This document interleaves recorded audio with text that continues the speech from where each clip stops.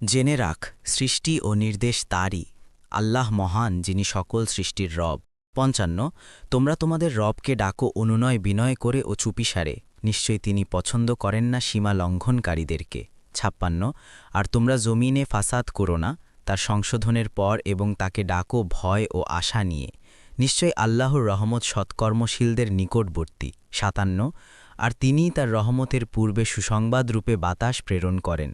অবশেষে যখন তা ভারী মেঘ ধারণ করে, তখন আমি তাকে চালাই মৃতভূমিতে, ফলে তার দ্বারা পানি অবতীর্ণ করি, অতপর তার মাধ্যমে বের করি প্রত্যেক প্রকারের ফল।